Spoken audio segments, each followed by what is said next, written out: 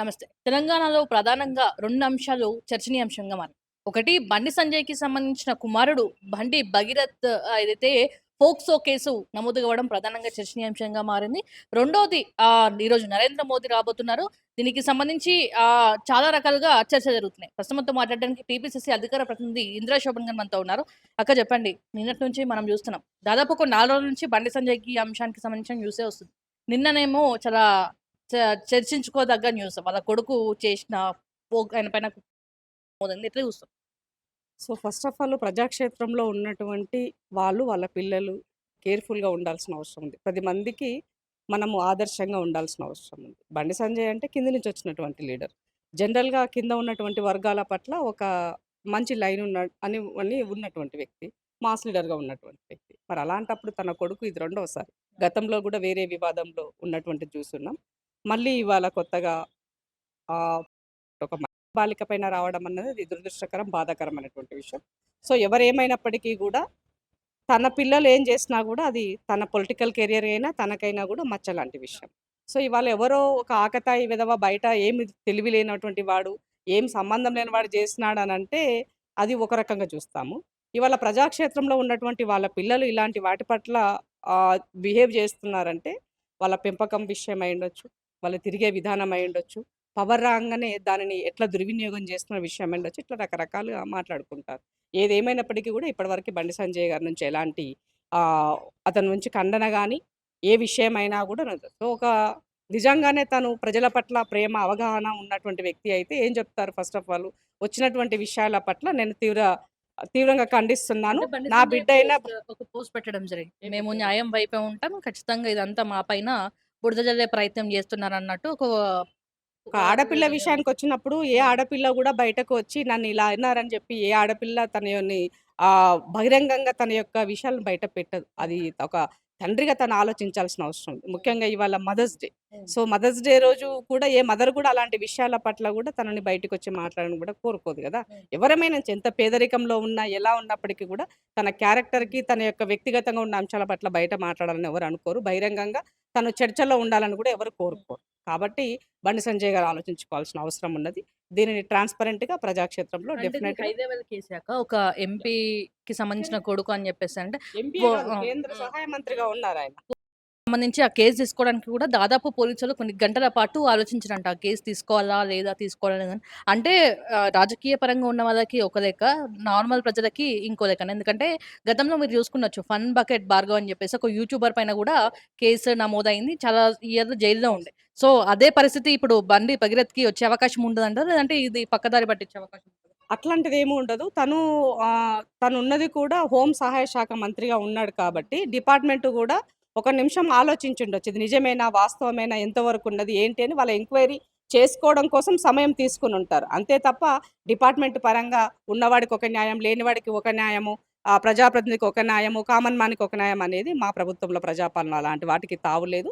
Moreover తను ఒక home minister సహాయ మంత్రి కొడుకు, సెంట్రల్ సహాయ మంత్రి కొడుకు కాబట్టి ఆ విషయంలో ఎంక్వైరీ కోసము కొంత ఆరా తీసే సందర్భంలో వెయిట్ చేసుంటారు. సో, అలా గాకుండా రాగానే సడెన్‌గా చేస్తే కూడా ఒకవేళ ఇన్ కేస్ అది ఏదైనా లేని అంశమైనట్లయితే దాని విషయంలో తను పశ్చాత్తాప పడే పరిస్థితి ఏర్పడుతది కదా! డిపార్ట్‌మెంట్ గూడా. కాబట్టి ఆచితూచి ఆలోచించి తీసుకోవాల్సిన విషయం గాబట్టి డెఫినెట్‌గా దాన్ని తీసుకొని ఎఫ్ఐఆర్ చేసున్నారు.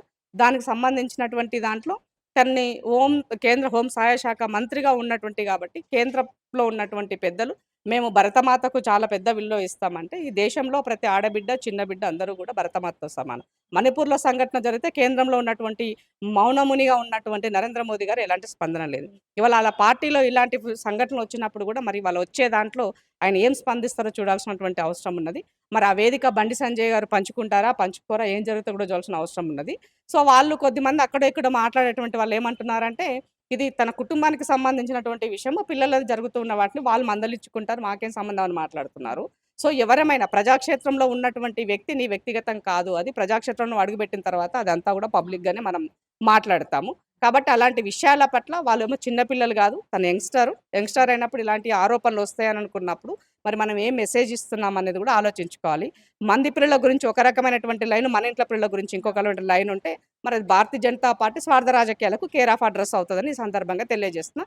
ఏదేమైనప్పటికీ కూడా ఆ అమ్మాయి బాలిక పైన జరిగిన పైన బండి సంజయ్ గారు స్పందించాల్సిన బాధ్యత వాళ్ళ పైన ఉంది. పార్టీ కూడా స్పందించాల్సినటువంటి అవసరం ఉందని ఈ సందర్భంగా డిమాండ్ చేస్తూ, ఆడబిడ్డల సంరక్షణ కోసం ఎప్పుడు కూడా మేము అండగా ఉంటాము. వాళ్ళకి సంబంధించినటువంటి విషయాల పట్ల ఎవరైనా మమ్మల్ని సంప్రదించకపోయినా కూడా డెఫినెట్‌గా వాళ్ళ పక్షాన నిలబడి పనిచేస్తాం. అంటే ఈరోజు మోదీ సభ ఉందాక మరి సభకి వస్తాడా బండి సంజయ్ రాడా ముఖం ఉందా లేదా అని చెప్పేసి కూడా ఒక చర్చ జరుగుతుంది. మీరేమంటారు? సో, అదే అంటున్నా. ఇప్పుడు ఆయన కేంద్ర సహాయ శాఖ మంత్రిగా ఉన్నారు కాబట్టి మా ప్రధానమంత్రి వచ్చినప్పుడు ఆయన గౌరవం ఆయన కాపాడుకోవాలి, రావాల్సిన అవసరం ఉంటుంది. మరి వచ్చినప్పుడు అలాంటి ఆ వ్యక్తిని ఎలా రిసీవ్ చేసుకుంటారో కూడా చూడాల్సిన అవసరం ఉంది. ఎందుకంటే ఇలాంటి ఆరోపణలు వచ్చినప్పుడు డెఫినిట్‌గా ఇమ్మీడియేట్‌గా వాళ్ళే పదవుల నుంచి తొలగిపోయినటువంటి దాఖలాలు గత చరిత్రలో మనం చూస్తున్నాం. మరి ఇప్పుడు అలాంటి విషయాలకు తావనిస్తారా? లేదంటే మమ్మల్ని అన్నది కాదు కదా! మేము బుల్‌డోజర్‌లో ఉండే ప్రభుత్వంలో ఉన్నవాం కాబట్టి మేము బుల్‌డోజ్ చేసుకుంటూ పోతామా అన్నది వాళ్ళు ఆలోచించుకోవాల్సిన అవసరం ఉంది. సో, బుల్‌డోజ్‌కి care of address Bharatiya Janata Party అంటాం కదా! సో, వాళ్ళ పార్టీలో మీరు ఈ మధ్య కాలంలో ఒక సర్వే చేశారు. ఆ సర్వేలో వచ్చిన దాంట్లో అత్యధికంగా నేర చరిత్ర ఉన్నవాళ్ళు ఏ పార్టీలో ఉన్నారంటే భారతీయ జనతా పార్టీలో ఉన్నారు. అత్యధికంగా కేసులు ఉన్నటువంటి వాళ్ళు ఏ పార్టీలో ఉన్నారంటే భారతీయ జనతా పార్టీలో ఉన్నారు. అత్యధిక ఆర్థిక నేరాలు ఉన్నవాళ్ళు కేసులు ఉన్నటువంటి ఏ పార్టీలో ఉన్నారంటే భారతీయ జనతా పార్టీ ఉన్నారు. కాబట్టి మరి అలాంటి వాళ్ళకి బ్రాండ్ అంబాసిడర్‌లుగా మరి ఆ పార్టీ పోషిస్తుందేమో వాళ్ళు ఆలోచించుకోవాల్సిన అవసరం ఉంది. ఎట్లా చూస్తున్నారక్క మొన్న కేటీఆర్ చేసిన వ్యాఖ్యలు హౌలా అనడం రేవంత్ రెడ్డిని అయితే రైతు బంధుకి సంబంధించి 2 సార్లు ఎగ్గొట్టిండు. రాహుల్ గాంధీ ఎక్కడ చచ్చినావు అని చెప్పేసి చాలా ఉద్దేశించి ఎటకారంగా మాట్లాడడం జరిగింది. ఇప్పుడు ఈడ ఈ రాష్ట్రంలో ప్రధాన ప్రతిపక్ష పాత్ర పోషించాల్సిన మీ నాయన ఏడ చచ్చిండు చెప్పరా ఫస్ట్? దాని గురించి మాట్లాడు. ఒక ముఖ్యమంత్రి పట్టుకొని అవులగాడని మాట్లాడితే నీకు సిగ్గుందని అడుగుతున్నాను నేను. ఒక యంగ్‌స్టరు చదువుకున్నటువంటి వ్యక్తివి ముఖ్యమంత్రిని పట్టుకొని ఆయన కుర్చీ కన్నా విలువ ఇయ్యాలా? నీకెందుకంత అక్కసు రేవంత్ రెడ్డి అంటే? అంటే నీవు ముఖ్యమంత్రి కాకుండా అడ్డుపడడం నీ బాధనా? సో, దొడ్డిదారిన వచ్చినటువంటి రాజకీయాలకు వచ్చినటువంటి నీకేమర్థమైతది? ప్రజాక్షేత్రంలో కష్టపడి జెడ్పీటీసీ నుంచి ముఖ్యమంత్రి దాకా ఎదగడం అంటే మామూలు మాట ఏం గాదు గదా! సో, ఇంత స్ట్రాంగ్‌గా ఉన్నటువంటి ప్రజల మధ్య నుంచి తను ఒక లీడర్‌గా ఎస్టాబ్లిష్ అయ్యి ముఖ్యమంత్రి అయితే ఓర్చుకోలేకుండా పొద్దున్న లేస్తే గాయి గత్తర గత్తరేసుడు సిగ్గు లేదా కేటీఆర్ నీకు? నువ్వేం జేసినావు? మీరు 2 బీహెచ్‌కే ఇస్తానని చెప్పినావు. మరి ఇచ్చినప్పుడు నువ్వు ఇస్తానన్న దాంట్లో ఎందుకు ఇయ్యలేను? నువ్వు ఇచ్చిన నీ హయాంలో కేవలం 26,000 ఇండ్లు మాత్రమే నువ్వు హ్యాండ్ ఓవర్ చేసినావు. నువ్వు ఇచ్చిన గృహప్రవేశాలు చేపించింది కేవలం 26,000. మరి మిగతావేమైనా నువ్వు చెప్పిన 3,00,000 ఇండ్లల్లా? మరి ఆ రోజు ఏడ తెచ్చినావు నువ్వు? నువ్వు పట్టణ శాఖ మంత్రిగా ఉన్నావు గదా! హైదరాబాద్‌లో 1,00,000 ఇండ్లు అని చెప్పినావు. ఏడ వండినావు ఆ రోజు? సచ్చినావు. ఆ రోజని అడుగుతున్నాను నేను. ఇవే రాజకీయాలలో నువ్వు ప్రధానంగా ప్రతిపక్షంలో ఉండి ప్రజల పక్షాన నిలబడాలంటే వాస్తవాలు ప్రజల మధ్యలో పెట్టు. మేము ఇస్తామన్నాం ఎందుకు ఇయ్యలేదు? మేము ఇచ్చినాం ఆ రోజు వాళ్ళు నువ్వు ఎందుకు ఇయ్యలేదు నిలది. సచ్చులు, సావులు, హౌలగాడు మరి నువ్వు బేకూఫ్ గాడివా అని అడుగుతున్నాను నేను. ఇదేనా? ఇదే కల్చరా? తెలంగాణ కల్చర్ అంటే తిట్ల పురాణం కల్చర్ అనుకుంటున్నావా నీ మనసుకేమన్నా? మాట్లాడేటప్పుడు ఒళ్ళు జాగ్రత్త పెట్టుకొని మాట్లాడండి. చీరి చింతకు గడతాం మిమ్మల్ని ఏమనుకుంటున్నారు? ఏం మాట్లాడితే అది నడిచిపోతది అనుకుంటున్నారా మీరు? నీ మొఖానికేనన్నా సన్న బియ్యం ఇయ్యాలన్న ఆలోచన వచ్చిందా? పేదవాడి పట్ల నిలబడాలన్న ఆలోచన వచ్చిందా? ఏనన్నా ప్రజలకు మీరు కలిసిండ్రా? నువ్వు గాని, మీ నాయన గాని ప్రజలు కలిసిండ్రా?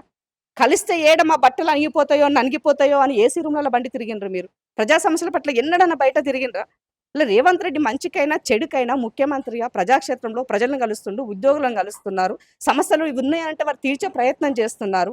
రాష్ట్రాన్ని దివాలా కోర చేసినటువంటి నీకు సిగ్గులేదా? రైతు బంధు పైసలు ఇవ్వట్లేదంటే మొన్న ఇచ్చినవేంది? ఏడబెట్టుకున్నావు నీ మొఖం? మొన్ననే కదా చేసింది. 3,200 కోట్లు పెండింగ్ ఉంది. అది కూడా క్లియర్ చేస్తాం. చేయడానికి సిద్ధంగా ఉన్నాం. అవన్నీ వదిలేసి ఇవాళ రేవంత్ రెడ్డి చేస్తలేడు అని కౌలు లెక్కలు మాట్లాడుతాను. నిన్న చెప్పిండు చూడు ఉద్యోగులను ఉద్దేశించి చిన్న కరెక్షన్ చేసి కొంత స్ట్రాంగ్‌గా నిలబడితే ఆటోమేటిక్‌గా నేను ఈ నెలలో 500 కోట్లు, రెండో నెల 1000 కోట్లు ఇట్లా ఒక 2,500 కోట్లు ఇప్పటివరకు నేను 3,000 కోట్ల వరకు తీసుకోగలిగినాను. వీటిని నేను ప్రజలకు ఇవ్వగలుగుతాను. అధికారులుగా మీరు కూడా మీ బాధ్యతను వహించండి అని చెప్పినారు. ప్రతిపక్షం నీకు బాధ్యత లేదా? అంటే విమర్శించడమే నీ పనా? అంతకు మించి ఇంకేం లేదా? మీరు చేసిపోయినటువంటి ఈ విధ్వంసం వల్లనే కదా ఇవాళ వాళ్ళకి ఇన్ టైంలో ఏదైనా చేయలేకపోతే వాటికి కారణం అయ్యేది. సో, ఆర్థికంగా మీరు ఆగం పట్టించిర్రు. నీకు దమ్ము, ధైర్యం ఉంటే నిజంగానే చేయాలని చిత్తశుద్ధి ఉంటే మీరు దాచుకున్న దొబ్బి తిన్న పైసలను తీసుకొచ్చి ఇయ్యండి తెలంగాణ ఖజానాకి. ఇవ్వండి. 10 సంవత్సరాలలో మేము ఇంత దోచుకున్నాము. ఆ దోచుకున్న డబ్బు తిరిగి తెలంగాణ ఖజానాకి ఇస్తున్నాము. రేవంత్ రెడ్డి నువ్వు పాలన కొనసాగించని చెప్పు నీకు దమ్ముంటే. మీ నాయన ఫామ్ హౌస్‌లో పండుకుంటే దొబ్బి తిన్నదంతా కూడా కక్కేదాకా ఇవాళ మాట్లాడాల్సిన పరిస్థితి ఉంటే, దానికి సంబంధించిన గురించి మాటలు నీకు రావట్లే. కానీ రేవంత్ రెడ్డి మాత్రం టార్గెట్ ఏడబోయినా రేవంత్ రెడ్డి గారిని మాట్లాడాలా. ఒక ఏమంటారు ప్రధాన ప్రతిపక్షంలో ఉండాలని మీరు అనుకుంటే, ఒక విమర్శలు చేసేటప్పుడు సద్విమర్శ చేయండి. డెఫినిట్‌గా స్వీకరిస్తాం. మా తప్పులేదైనా ఉంటే మేము కరెక్షన్ చేసుకోనీకి సిద్ధంగా ఉన్నాం. మీ లెక్క అహంకార ధోరణితో నువ్వేంది నాకు చెప్పేది? నువ్వు నాకు సలహాలు ఇచ్చేటోనివా? అని మీ అయ్య మాట్లాడినట్టు మేము మాట్లాడం. ఆ కల్చర్ మాకు లేదు. మీ అయ్య ఏం మాట్లాడినాడు? ఓ రిపోర్టర్ మాట్లాడితే కుసోవా లొల్లి పెడుతున్నావు అన్నావు. ఒక బ్యూరోక్రాట్‌లేసి మీటింగ్‌లో మాట్లాడితే నీకే అంత తెలుసా అని మాట్లాడినావు. అది నీ కల్చర్. కానీ నా కల్చర్ అది కాదు కదా! ఇవాళ ఎవరు ఎలాంటి సలహాలు, సూచనలు చేసినా వినేటువంటి కల్చర్ కాంగ్రెస్ కల్చర్ ఇవాళ.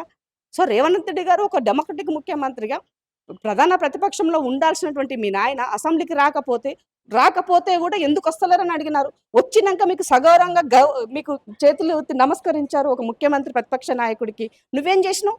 కుర్చీ కట్టుకుపోయి కూర్చున్నావు అసెంబ్లీలో. నీవా మాట్లాడేది? నువ్వు హౌల పనులు చేస్తున్నావు. హౌలగానివి సినీ ఫీల్డ్‌లో తిరిగి ఏమేమి చేసినావో అందరికి తెలుసు. హౌల పనులు ఏం చేసినావో అందరికి తెలుసు. ఇవాళ డ్రగ్స్ విషయంలో నువ్వేం హౌల పనులు చేసినావో అందరికి తెలుసు. ఇవాళ దాచుకున్న దాంట్లో నీ అంటే భాగస్వాములు ఎవరో డ్రగ్స్ అందరికి విషయానికి తెలుసు. వస్తే మొన్ననే బండి సంజయ్ డ్రగ్స్ కోసం కేటీఆర్ డ్రగ్స్ తీసుకుంటాడని మాట్లాడినందుకే ఆ ఉసురు దాకింది అని చెప్పేసి కూడా వాళ్ళు అంటున్నారు. బండి ఇప్పుడు సంజయ్ అన్నందుకే ఇప్పుడు వాళ్ళ కొడుకు నేనేమంటున్నా, గతంలో కూడా చాలా సందర్భాల్లో డ్రగ్స్‌కి సంబంధించి సవాలు విసిరినాం. ఆ సవాల్ని ఎందుకు స్వీకరించలే నువ్వని అడుగుతున్నాం మేము. సో, ఇవాళ డ్రగ్స్ విచ్చలవిడిగా ఈ రాష్ట్రంలో ఉండడానికి కారణం ఎవరని అడుగుతున్నాము. మీరే కదా గత ప్రభుత్వంలో మీరు చేసిన వాటికి. ఇవాళ మేము ఒక ఈగల్ టీమ్ వేసి డ్రగ్స్‌ని కంట్రోల్ చేయడం కోసం పనిచేసినాం. అంతెందుకండి, ఇవాళ పైలట్ రోహిత్ పైన డ్రగ్స్ డైరెక్ట్‌గా దొరికితే అతని పైన కేసు అయితే ఇప్పటివరకు నీ పార్టీ నుంచి ఎందుకు సస్పెండ్ చేయలే? జస్ట్ తన పైన షోకాజ్ నోటీస్ ఇచ్చినావు గాని నువ్వెందుకు సస్పెండ్ చేయలే నీ పార్టీ నుంచి అని అడుగుతున్నా. దీనికి కాదా నువ్వు బ్రాండ్ అంబాసిడర్? కాబట్టి కేటీఆర్ నువ్వు చదువుకున్న వ్యక్తిగా సమాజంలో జెన్‌జీలకు సంబంధించినటువంటి ఒక యువతను నువ్వు నిజంగానే ప్రోత్సహించాలనుకుంటే ఈ రకమైనటువంటి కల్చర్ ఈ రాష్ట్రంలో చెల్లుబాటు కాదు. నైచ్చెలేగా గుర్తుపెట్టుకోండి. మీరు నీకు వచ్చినట్టుగా నీ నోటికి ఏమొస్తే అది మాట్లాడితే నాలుక చీరుస్తాం.